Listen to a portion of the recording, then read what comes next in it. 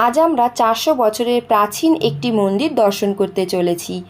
এটি পশ্চিমবঙ্গের প্রাচীনতম মন্দিরগুলির মধ্যে অন্যতম।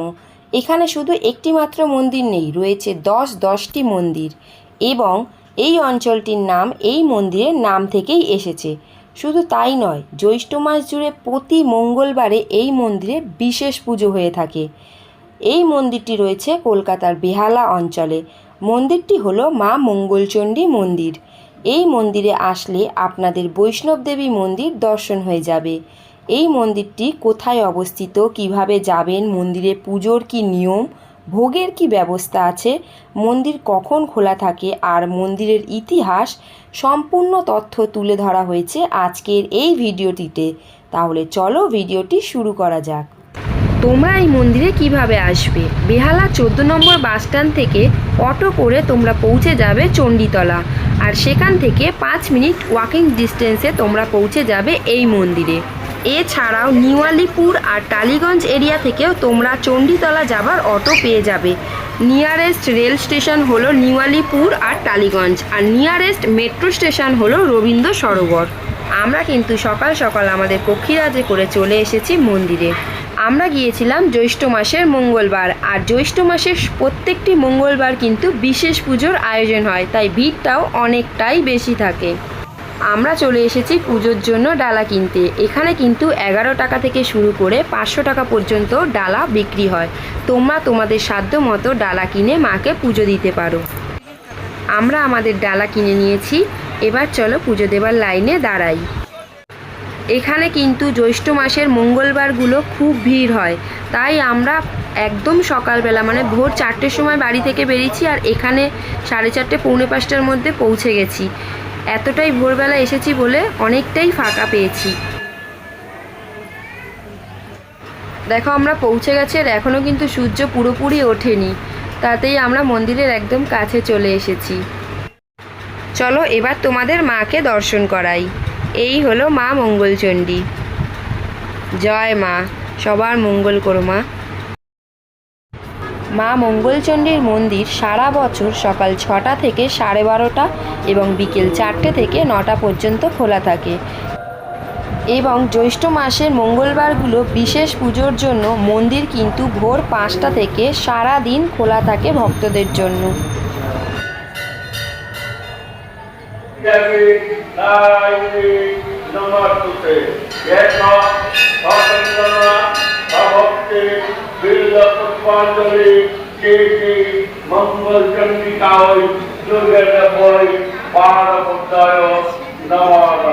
অঞ্জলি দেওয়ার পর চরণামৃত, টিপ আর মায়ের প্রসাদ কিন্তু এখান থেকে দেওয়া হয়। আমি নিয়ে নিয়েছি।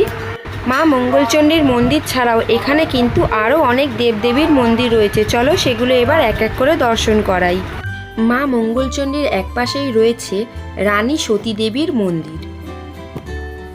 শ্বেতপাথরের ছোট্ট একটি সিংহাসনে বিরাজিত রানী সতী দেবী।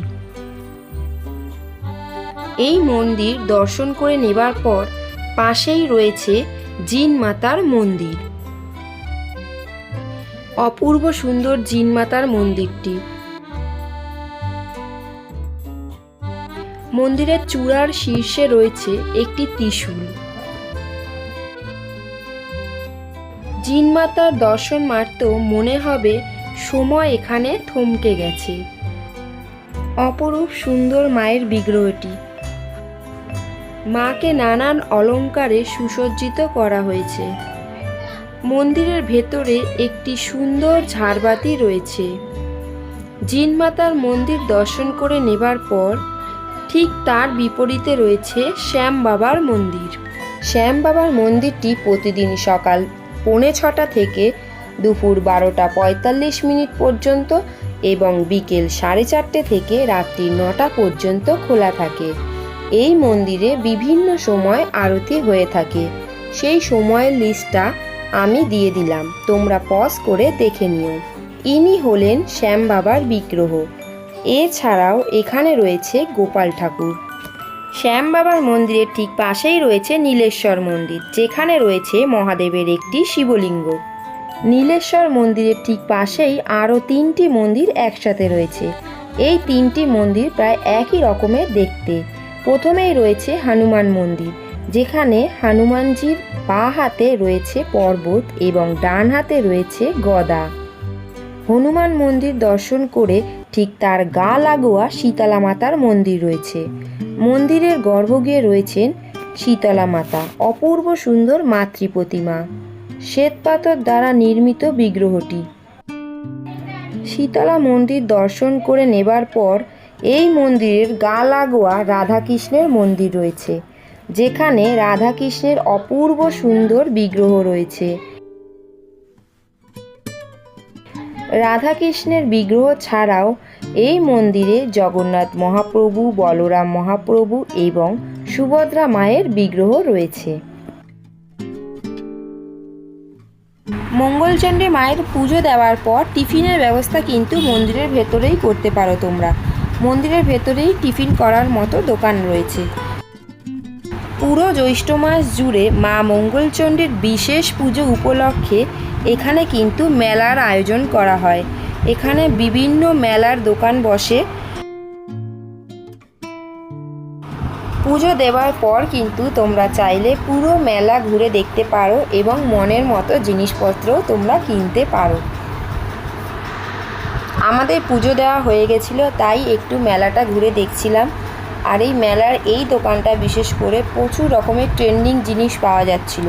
দামটা একটু বেশি, কিন্তু অন্যান্য জায়গার তুলনায় এই দোকানটা একটু ট্রেন্ডিং জিনিস পাওয়া যাচ্ছিল। আমি অনেক কিছুই কিনেছি।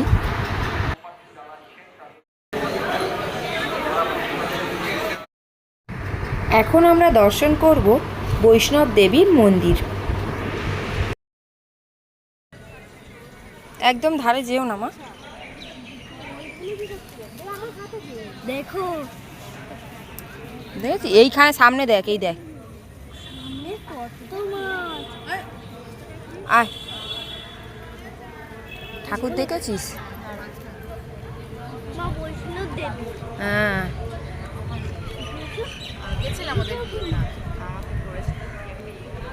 আয় একটু দেখে যাই, আয়।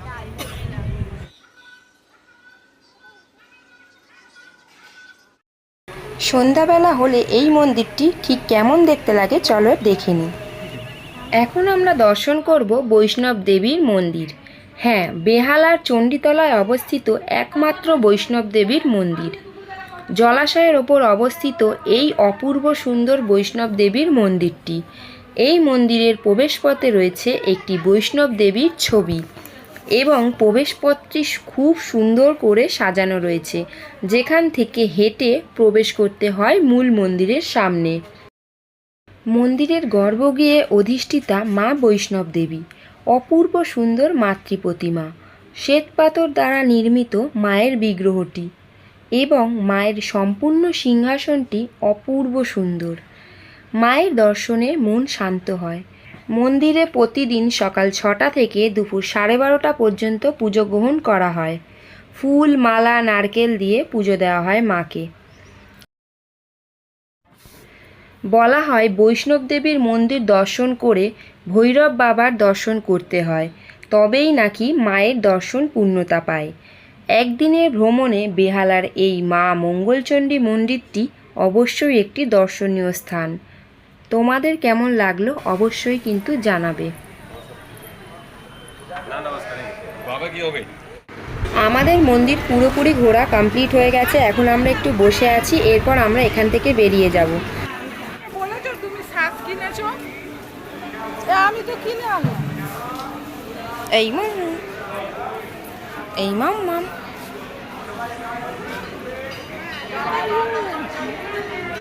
ভিডিওটা ভালো লাগলে অবশ্যই লাইক, কমেন্ট, শেয়ার করে পাশে থেকো। আর আমার চ্যানেলের নতুন বন্ধু হয়ে থাকলে চ্যানেলটা অবশ্যই সাবস্ক্রাইব করে বেল আইকনটি প্রেস করে দিও, যাতে পরবর্তী ভিডিও দিলে তার নোটিফিকেশান তোমাদের কাছে সাথে সাথে পৌঁছে যায়।